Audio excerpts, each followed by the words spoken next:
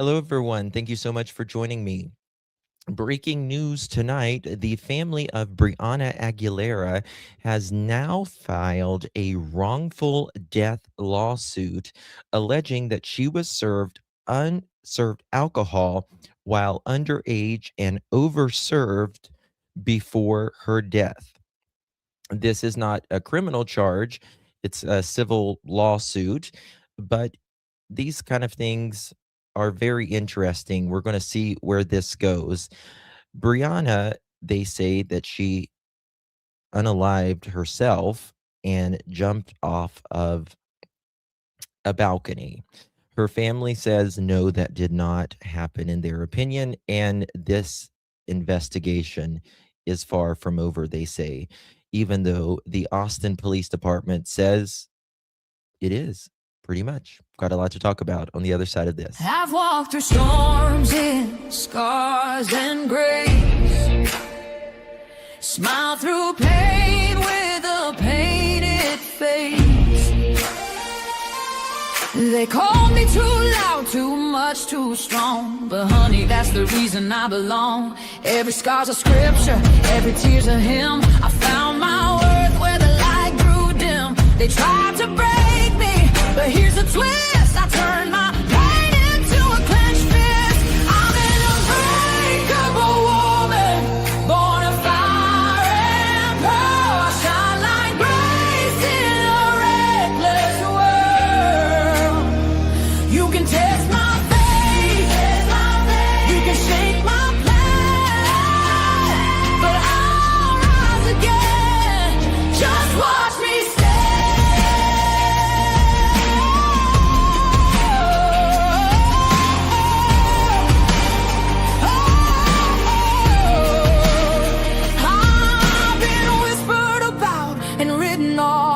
judged by the gloss, not the cause. But God don't build weak hearts from gold. He made me fierce and he made me bold. I bend, I pray, I roar, I rise with mascara, tears and battle cries. Don't need your crown, I forge my own.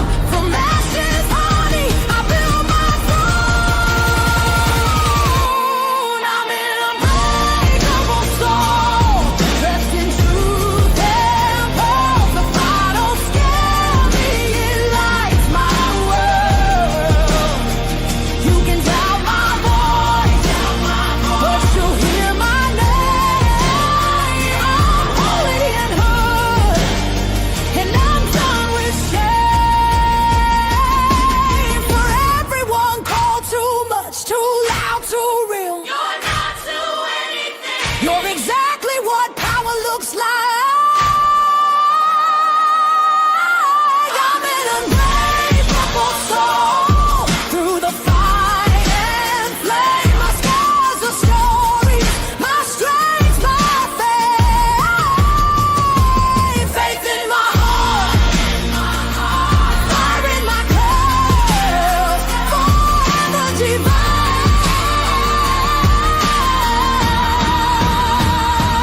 Clutch them pearls.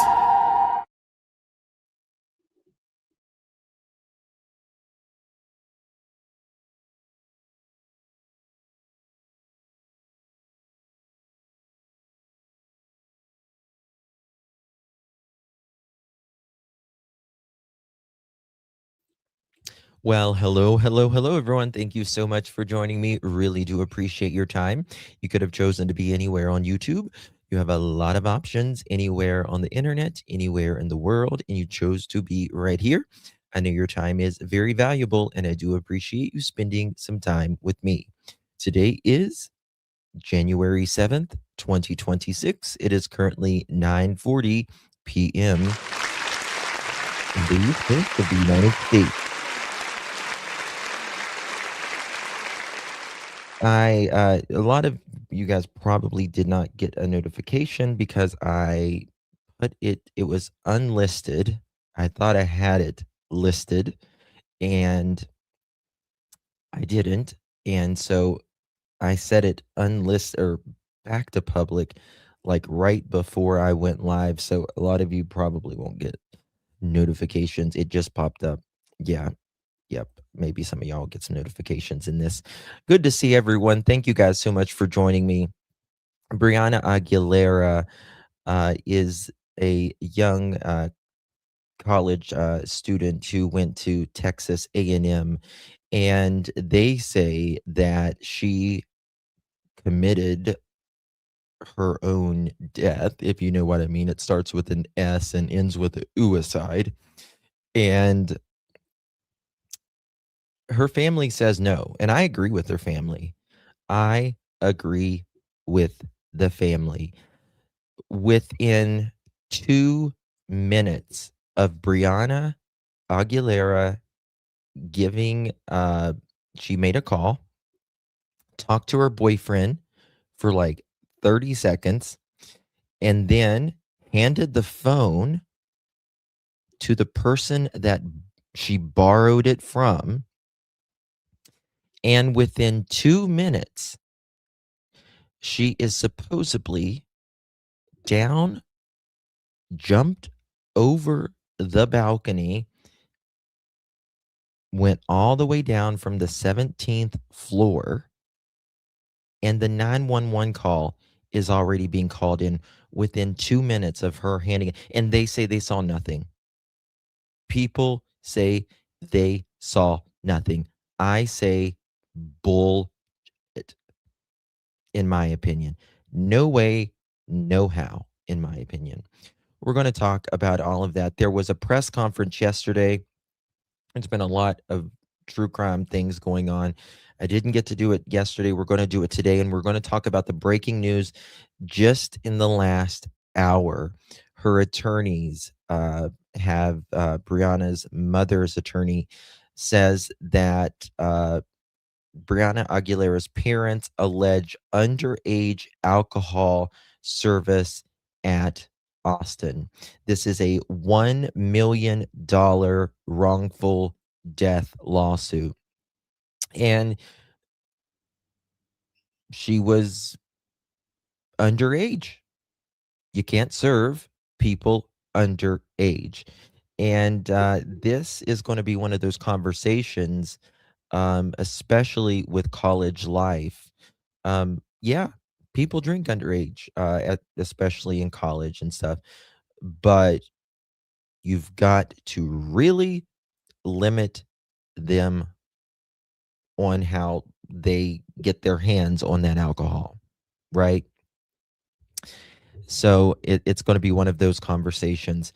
Guys, before we get started, if you don't mind, do me a big favor, hit that thumbs up button. Would greatly, greatly appreciate it. We're first going to go to this press conference that happened yesterday. And it's really something. It's really, really something that we're going to get to here in just a moment as soon as I find it. And we're going to pull it up. And then we're going to get to what the lawsuit alleges. Of course, famous Tony Busby, the attorney, is on this case. He is Brianna Aguilera's parents' attorney on this. And from what I understand, Attorney Busby, he usually does his own investigations um, of himself, like with everything that he, whatever case that he takes, he does his own uh, independent investigation, which is good, which is really good, right? That's the way it should go. Um, so we're going to get to this. This credit will go to, let's see here, KHOU 11. We're going to play this. And then today, just again, in the last hour, there has been this $1 million lawsuit that they are claiming that Brianna Aguilera was served underage and overserved alcohol.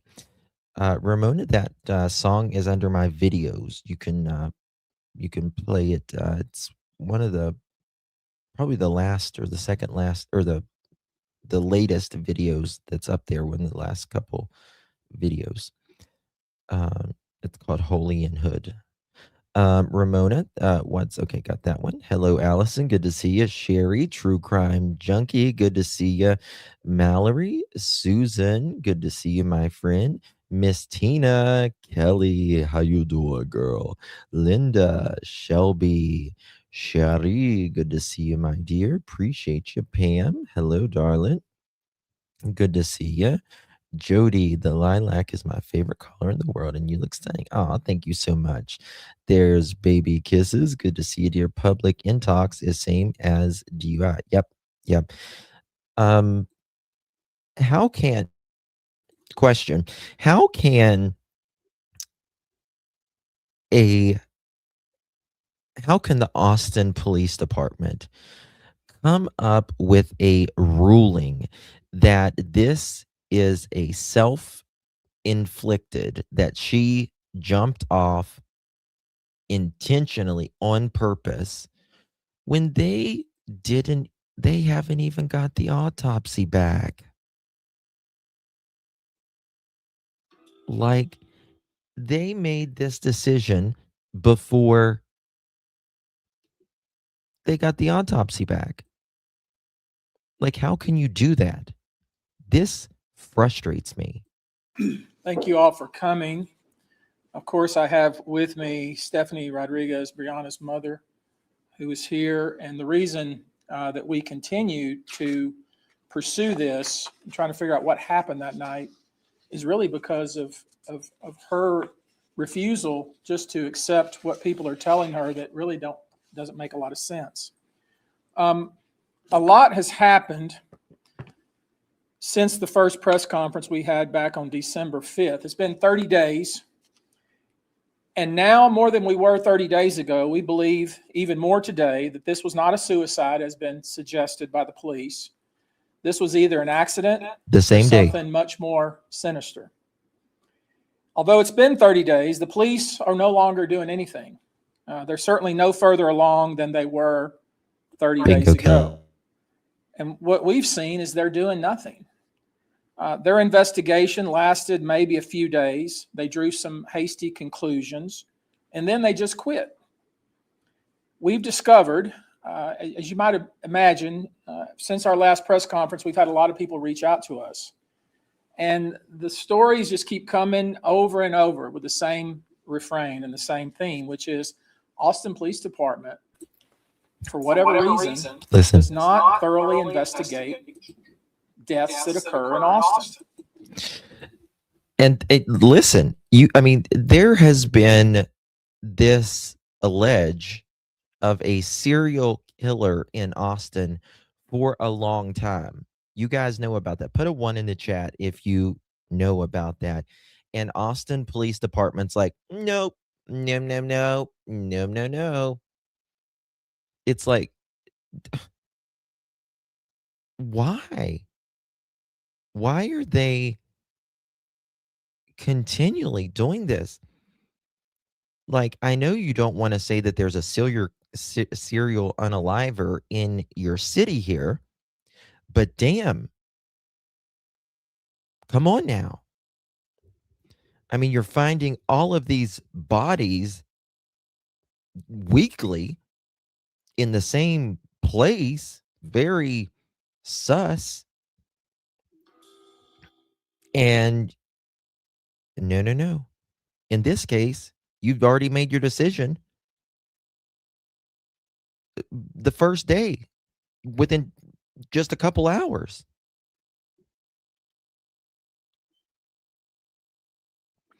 People are contacting Tony Busby and say that the Austin Police Department always does this. They don't thoroughly investigate. Yes. And well, that's what it's seeming like. Again, it frustrates me to no end, y'all. How do you have a decision when you're not even and you're going to see in this press conference, they haven't even spoke to a lot of people who's wanting to talk to the police. that live in that building that heard things. Justin, it's about money. They don't want to lose South by Southwest Festival. The investigation here lasted a few days, and then they did a hasty press conference and claimed that there was a suicide. This has become routine for the Austin Police Department, and it's extremely troubling when you can't count on law enforcement to thoroughly investigate. We expect more. This family expects more, and I think we all should expect more. Yep. Cheap. I want to specifically note that there is a lot of misinformation on the internet and social media. I think you've probably seen it as well.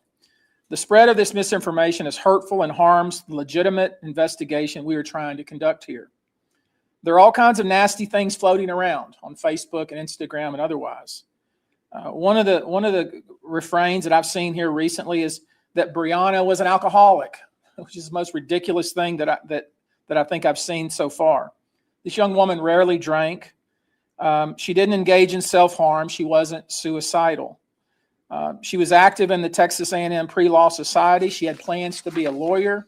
She had recently registered for her next semester. She had declared her major. She wanted to study abroad.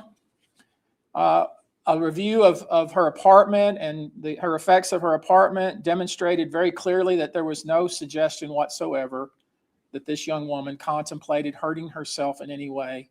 And frankly, there was no suggestion that she drank alcohol on a regular basis. So that kind of misinformation that's out there, it's very troubling.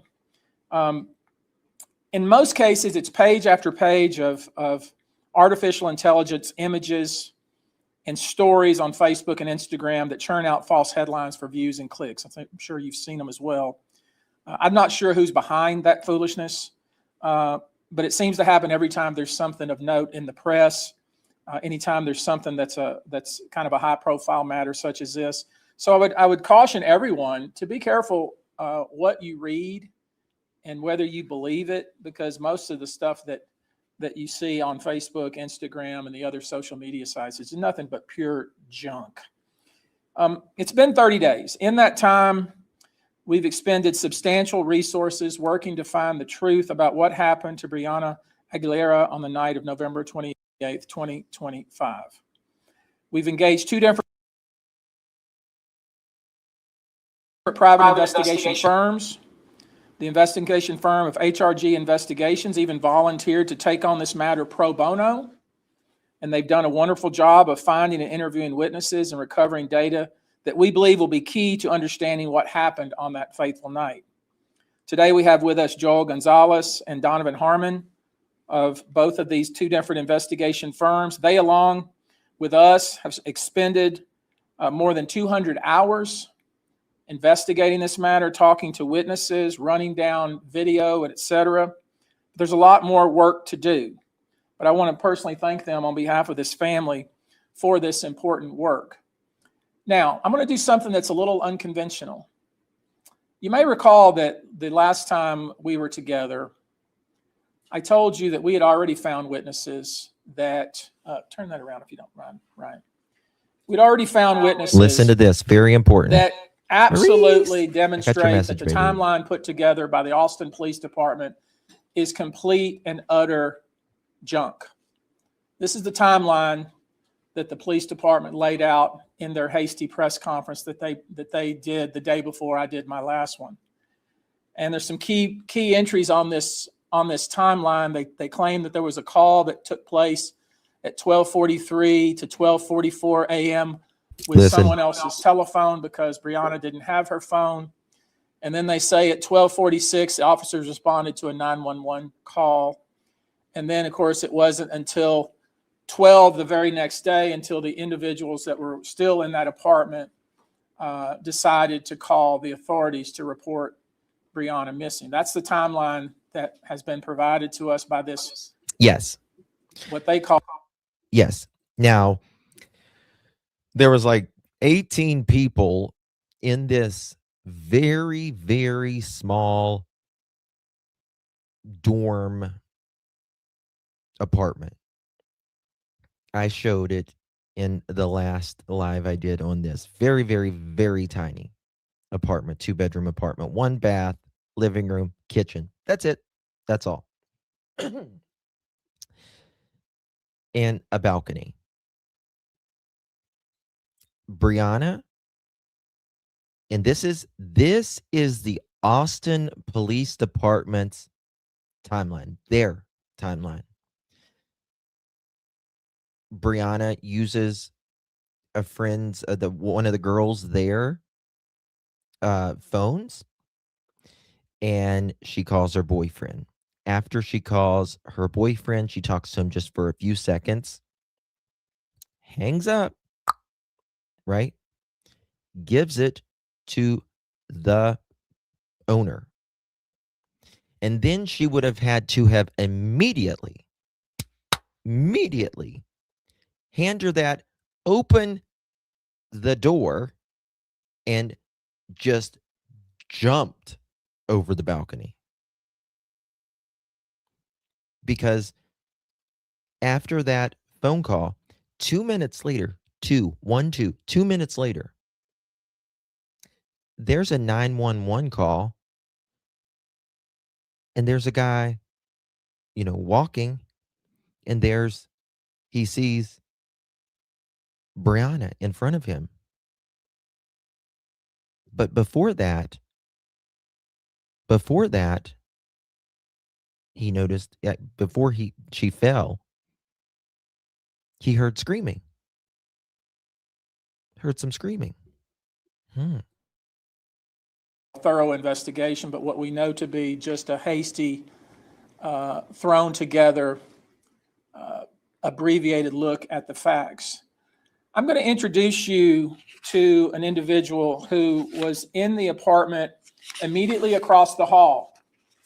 She was in the apartment with her mother and her father. Listen. And her rendition of what happened that night, which she has. This is a neighbor.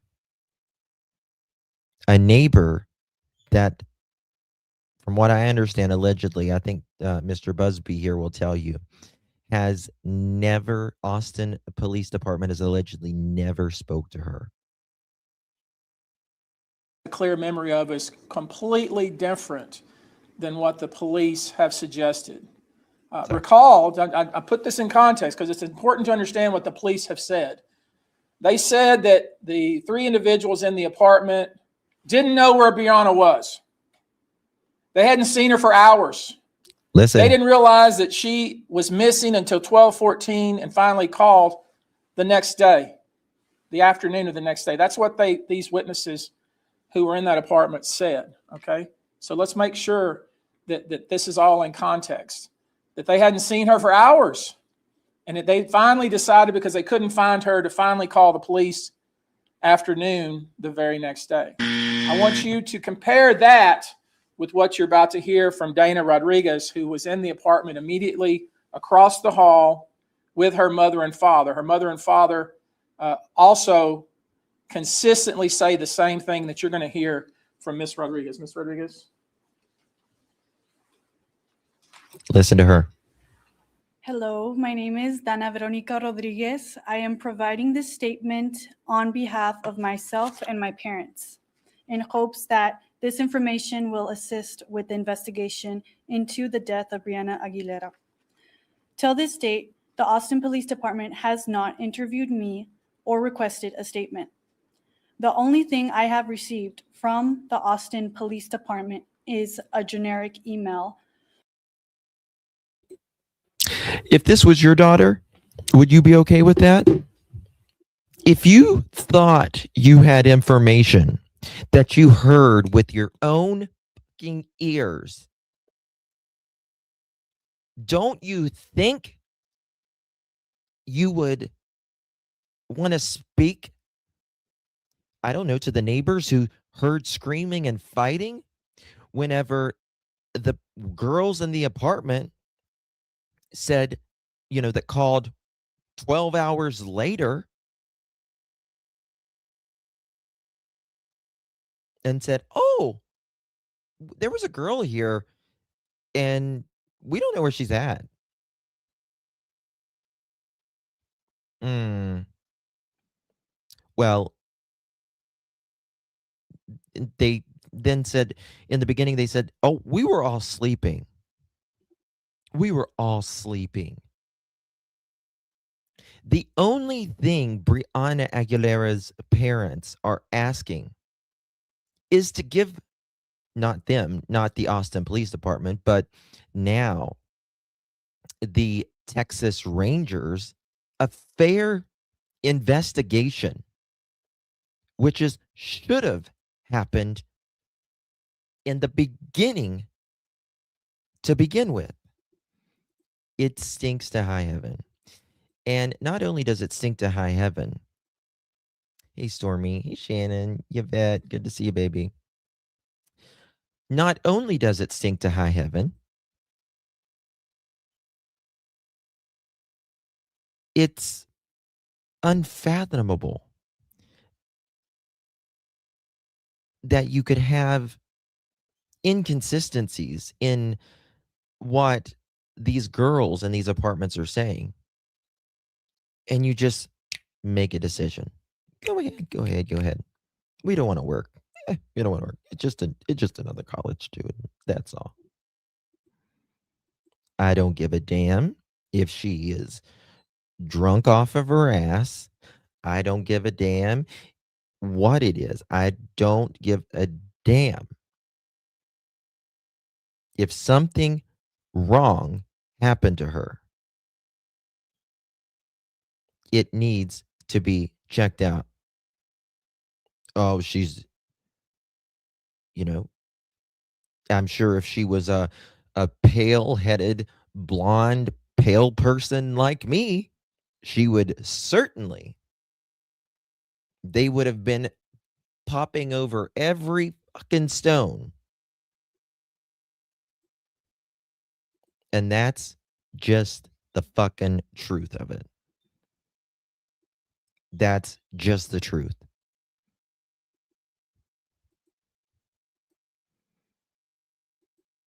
Just the truth.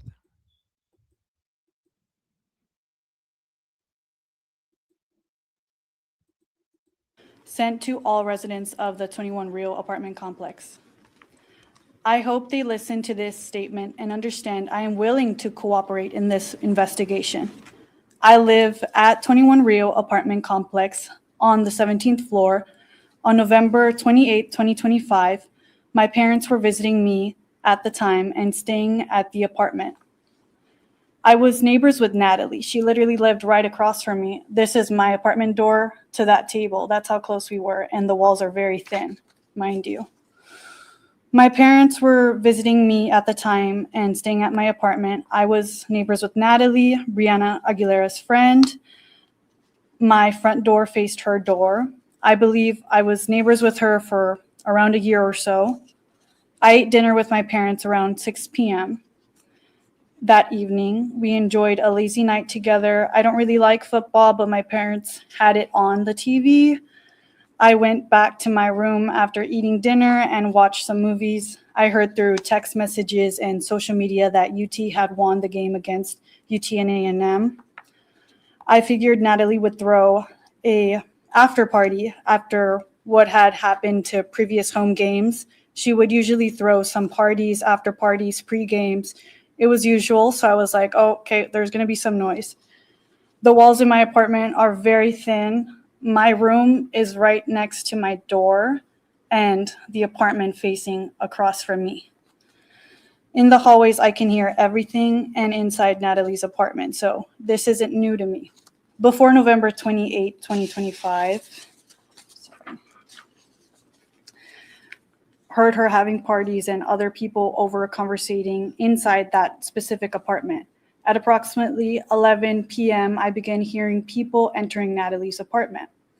Loud music began playing like a party started. I know this occurred at 11 p.m. because I was FaceTiming my boyfriend, and he kind of made a comment saying, oh my gosh, it's so loud, I can hear the party. Not only that, Brianna and one of those girls were allegedly fighting, like arguing like that weekend or something. From next door. After speaking with my boyfriend, I visited with my mom and took my dog Bear outside to use the restroom, but she didn't want to go. She wasn't cooperating with me. This was around midnight at the time. Bear did not want to cooperate, so I brought her back inside and asked my mom if she can take Bear outside. And it was kind of weird that my dog didn't want to go outside because around this time, it wasn't really noisy. There wasn't a lot of people going in and out of our apartment. I think they were still at the tailgates or afters. This is the time that people were kind of just partying in their own apartments. I know the time was 12:15 a.m. That's what they said. That's what they said in the originally. They were all asleep. They were all asleep. Yeah, well, Wendy, this woman has been trying to get in contact with the Austin Police Department, begging them to email or to do an interview with her. They got literally a generic email back, just copy paste. Because that's when I saw my mom returned with my dog Bear. And I also checked my phone when my mom entered the room. I tried to fall back to sleep in my room. My parents were trying to fall asleep in the living room in my apartment on an air mattress. At around 12:30 a.m., I woke up to people yelling at each other. It sounded like they were arguing. I then suddenly heard the sound of a large group of people leave Natalie's apartment. The loud music then was turned off. I recall checking my phone, and this occurred around 12:30 a.m. I tried to go back to sleep. A few minutes later, I began hearing a girl arguing with other people. It sounded like it was multiple people in the apartment pacing back and forth. So it was hard to recall what was pacing back and forth said yelling in the arguments.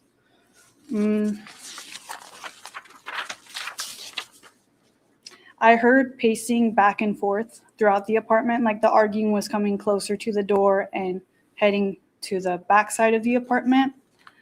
My mother commented to me, "Oh my gosh, they keep arguing. I think I'm about to go over there and..." First, look at this. Look at this. Brianna was scared of heights. And listen, females don't normally unalive themselves like this. It's not in my opinion, she's not going to jump off this balcony and everyone down there see her like that. She's a beautiful girl. She's not going to do that. She's afraid of heights. I'm scared to death of heights. Come on. This woman said she heard fighting. Her parents said they heard fighting. Neighbors said they heard fighting. The guy that called 911 that saw Brianna in front of him before she was in front of him, he heard arguing. Listen to this, what she says right here. Mother commented to me, "Oh my gosh, they keep arguing. I think I'm about to go over there and say something because it's really loud." And Bear, my dog, began barking a lot. She's, mind you, trained to let us know when a burglar comes or when someone's, making a lot of noise. And one thing my dog hates is arguing. So she was growling a lot towards my front door, towards the entrance of their apartment. Shortly afterwards, all of us heard loud screaming, the 17th kind of screaming floor someone makes when you accidentally drop something. I was letting them know that it was like the type of scream when you drop like an heirloom that's really important and you're like, "Oh my gosh," like really bad, right? My mom commented that she thought maybe they dropped a drink inside, like a glass drink, and it made a mess everywhere and they broke something. I'm going to rewind that on a little. accident. My dad, my front door, towards the entrance of their apartment. Shortly afterwards, all of us heard loud screaming, the kind of screaming someone makes when you accidentally drop something. I was letting them know that it was like the type of scream when you drop like an heirloom that's really important and you're like, oh my gosh, like really bad, right? My mom commented that she thought maybe they dropped a drink inside, like a glass drink, and it made a mess everywhere and they broke something on accident. My dad said he thought the girls were arguing outside. He thought because he could hear the arguing from our own balcony, that's on the opposite side of their apartment, as if the voices were coming from outside. Anything that happens outside, we can hear everything because it just echoes. I recall my dad saying, I hope they're not arguing on the balcony, God forbid. Eventually, the loud noises and arguments, screaming stopped. I could still hear conversations going on in Natalie's apartment. My understanding is Natalie immediately vacated her apartment after Brianna died. And over the Christmas break, She my did. parents and I saw through the peek hole. That's how close her door is.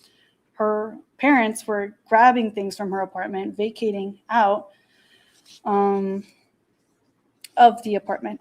I do not believe the police were ever in Natalie's apartment during this investigation. My parents would have notified me. I would have known. That's how much I can hear the footsteps.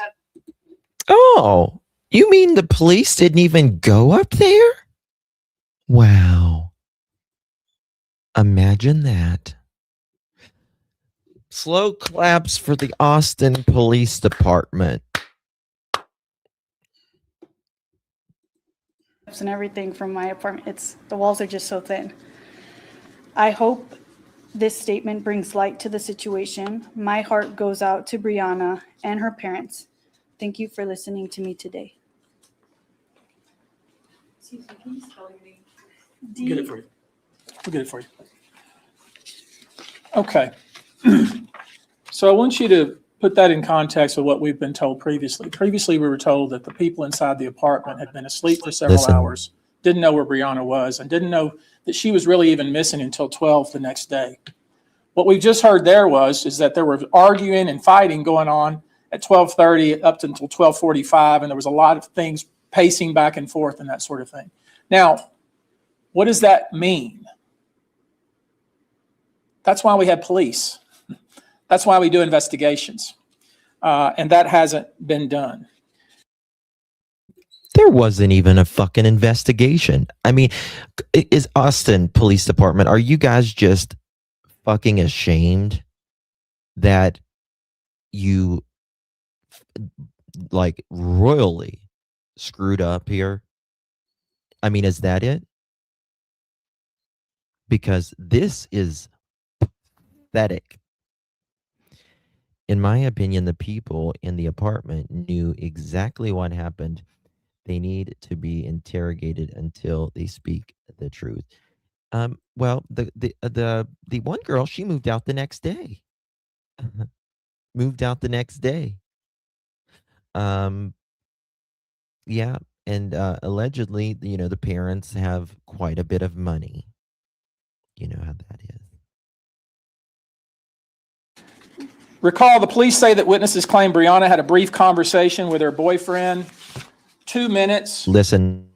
2 minutes before the 911 call came, where she was found below dead. Police say she made that brief phone call to her boyfriend on a friend's phone. They've never been able to explain how did she get into her friend's phone if her friend was asleep? How did she return the phone to her friend if her friend was asleep? That's right. That's right. Hey, can I borrow your phone? I need to call my boyfriend. Sure. Thank you. Hey, boyfriend, blah, blah, blah, blah, blah. Right? Blah, blah, blah, blah. Thank you. All right. Thank you so much. Yeah. Go jump off of a balcony. And then the friend that you borrow the phone from says, I don't know where she went. I don't know where she went.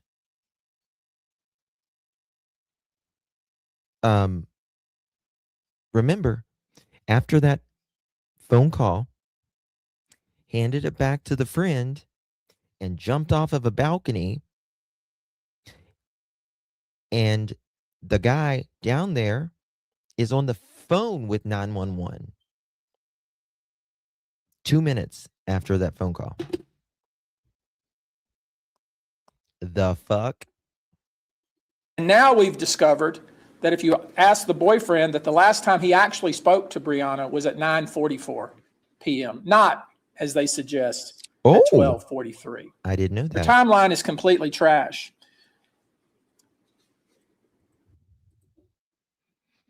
I did not know that. That's new. So the boyfriend says he didn't talk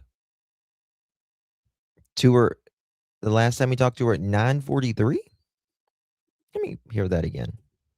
How did she return the phone to her friend Mhm. if her friend was asleep? And now we've discovered that if you ask the boyfriend that the last time he actually spoke to Brianna was at 9:44 p.m., not, as they suggest, at 12:43. Their timeline is completely trash. Trash. The owner of that phone, the phone that there was some sort of call was made to the boyfriend at 12:43. The owner of that phone supposedly had that phone in her possession the next day because Brianna gave it to her. How is that possible? It's not possible. Hold on, what? And some of this Wait may a be saying, second. well, supposedly had that phone in her possession the next day because Brianna gave it to her. The owner of that phone, the phone that there was some sort of call was made to the boyfriend at 12:43. The owner of that phone supposedly had that phone in her possession the next day because Brianna gave it to her. How is that possible? It's not possible. It's not, And some of especially if this you're may be saying, asleep. well, Tony, what does all this mean? What do you conclude from all this? It's not for me to make those conclusions. The reason that we have investigations is to talk to all the witnesses, look at all their phones, and get their stories in writing so we can compare them and figure out what happened. What the police have told us is simply not physically possible. Based on our investigation, we've concluded that Brianna didn't make that phone call herself, the phone call that the police claim that was made at 12:43 with someone else's phone. And what does it mean? It either means that if she did make that call, she was with someone else at the time the call was made, which would have been the time she went over that railing. Either scenario raises significant questions that warrant explanation.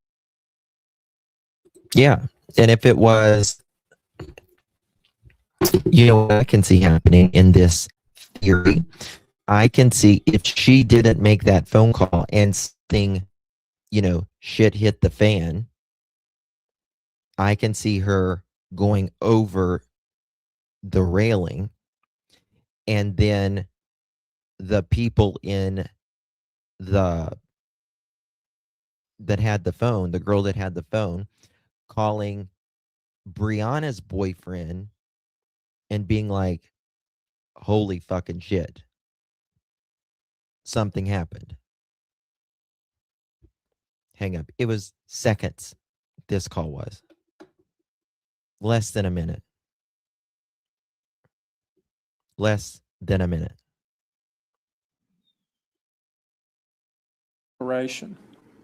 You just heard from this young woman who was across the hall.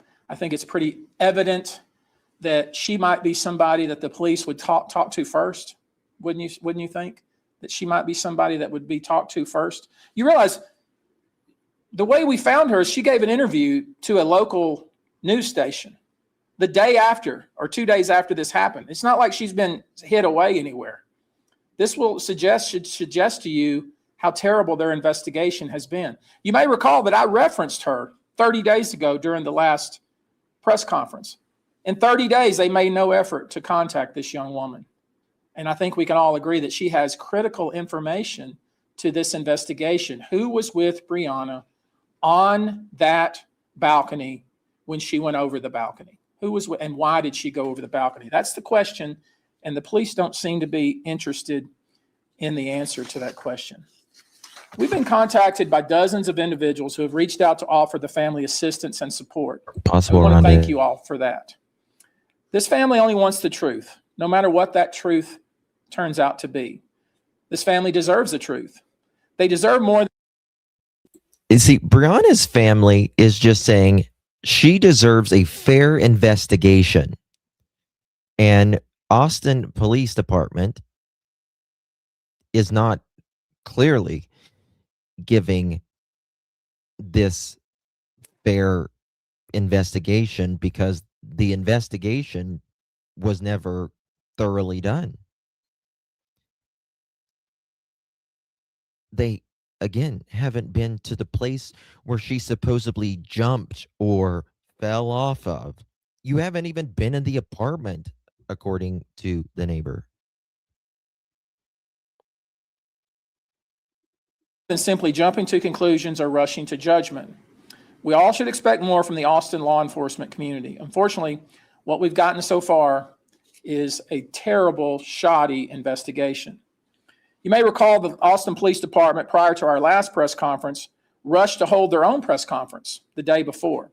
And in that conference, they stated their conclusion that Brianna's death was a suicide. And I want you to focus on that for a minute. Can you imagine how painful that would be to the parents of Brianna, for them to say that based on their shoddy investigation, they believe this to be a suicide? And they basically told us in their press conference, without so much as saying so, that their investigation was over, even knowing that we won't see an autopsy for months in the future.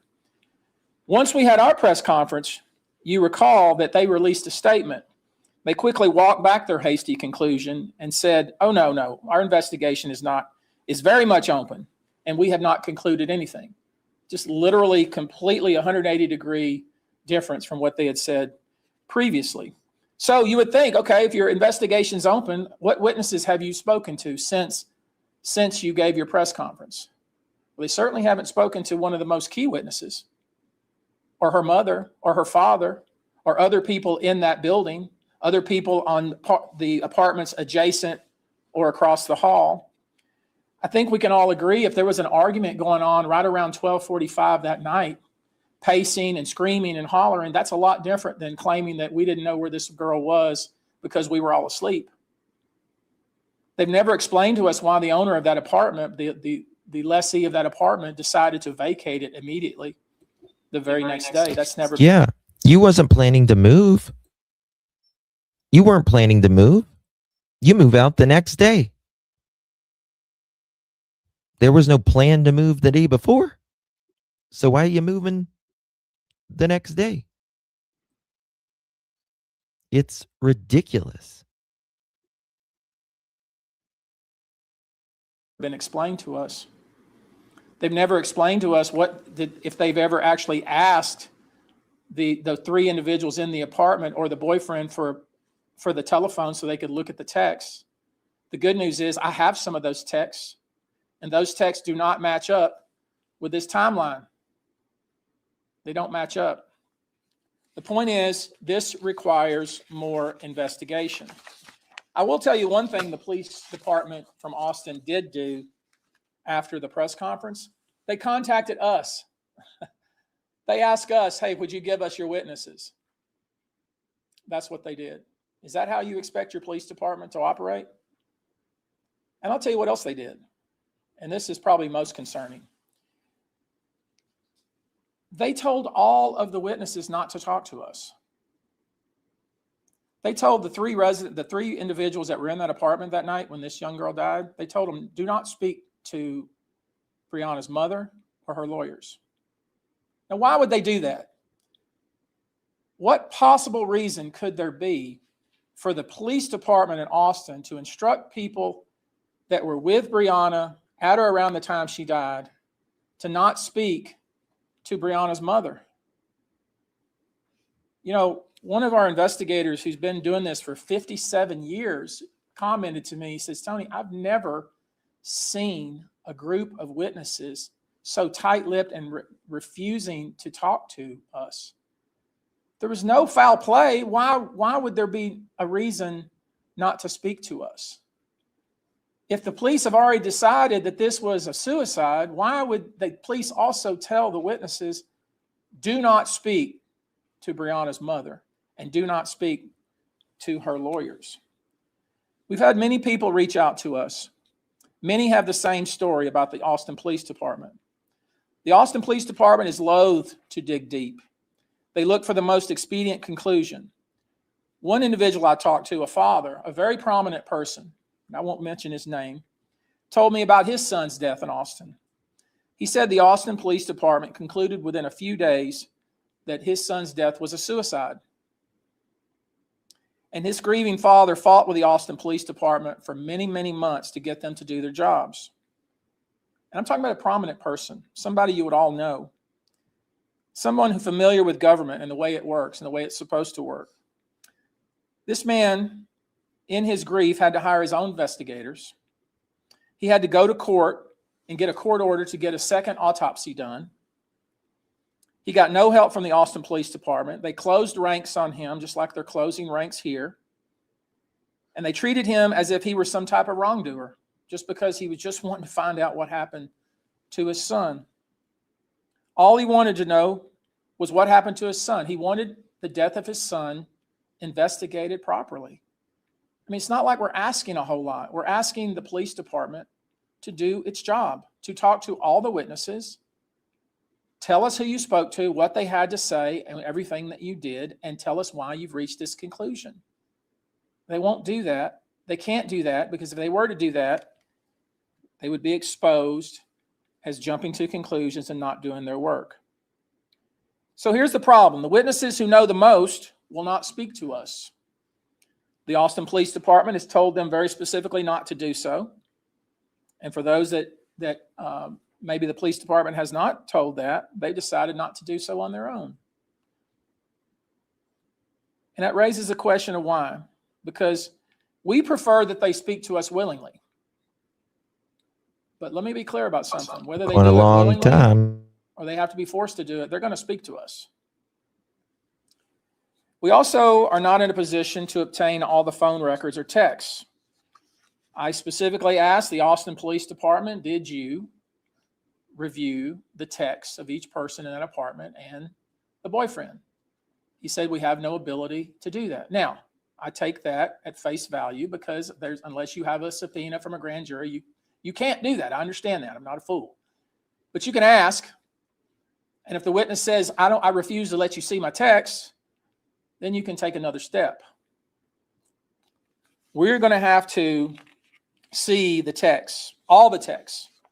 And if they don't do it willingly, we're going to force them to do it. We've spoken to every witness who will willingly speak to us. There are more to speak to. We reviewed all the texts we can get our hands on. There are more that need to be reviewed. So, to that end, today, we filed suit in Travis County State Court. We filed suit against the Austin Blacks Rugby and the UT Latin Economics and Business Association. The claims in that lawsuit are straightforward. Brianna was obviously overserved. That's even the police have concluded that. She was overserved at that tailgate. She was not 21. Obviously, many others were overserved there. Many other people who were also minors. There are obviously laws that prohibit you from serving alcohol to minors, and there are laws that prohibit you from overserving people when you're serving them alcohol. By filing this lawsuit, not only will we hold accountable an entity or entities that were involved in overserving Brianna and other minors, but we will also be able to subpoena individuals and documents and video and data so we can continue our investigation. We will be able to compel witnesses so we can question them whether they want to or not. We will make available a copy of that petition that we filed last night to you. I think we have file stamp copies here. Through that case, not only will we hold accountable entities who we allege were overserving minors, but this will give us the ability to get to the bottom, once and for all, what happened that night. If the police department will not do their jobs, then we'll do it for them. So the takeaway from today's conference is this. We do not believe this was a suicide. We don't believe any of the facts whatsoever support that at all. We believe, based on our investigation, that Brianna was not alone in that apartment when she went over that railing. We don't know why she went over the railing. We're not suggesting anybody pushed her over the railing or anything in that sort at this point in time. We're simply saying that the witnesses that we have spoken to make it very clear that there was an argument that was taking place amongst several individuals in that apartment immediately before this young woman fell to her death. That's as far as we can go at this point. So the takeaway is this ain't over. This is far from over. We're going to get to the bottom of what happened, and now we're going to be able to do it with subpoena power and the power to compel the testimony of witnesses. And no matter what the answer turns out to be, no matter how painful it might be, we're going to get that answer. And I really appreciate your attention. And if you are a witness and you have information, please seek us out. We'd love to talk to you. It will make it as painless on you as possible. But this family wants to know what happened to their daughter. Thank you. Tony, do you have a minute for just... Put it in park! Put the car in park! Stop! Okay. Stop It's just absolute bullshit that this is happening to this family. I don't even know what to say. Anyone know who was talking about? Anyone who know who he was talking? I don't know. I'm going to try to find out though about that. So today, there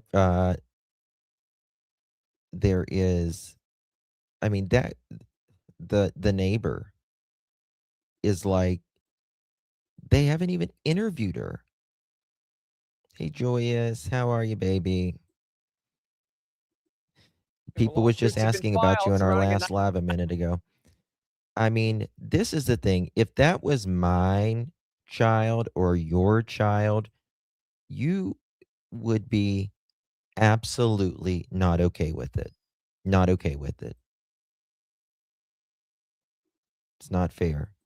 19-year-old Texas A&M student who fell to her death in November from an Austin high-rise. Houston attorney Tony Busby is representing the family of Brianna Aguilera. Today, he announced a civil lawsuit against a UT Austin-affiliated club and the Austin Blacks Rugby Club. That suit is accusing them of illegally serving alcohol to Aguilera before her death.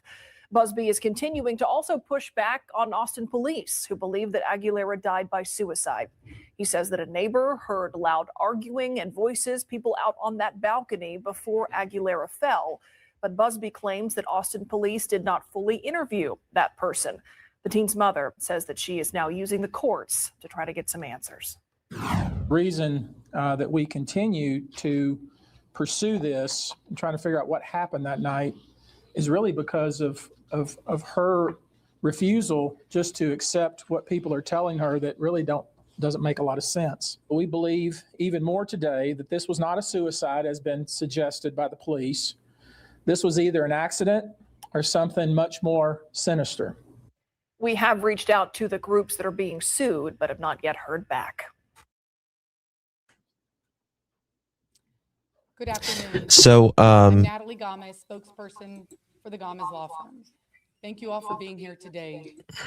this is when they are. We stand. I told you that we had already found witnesses that, turn that around if you don't mind, Ryan. Yeah,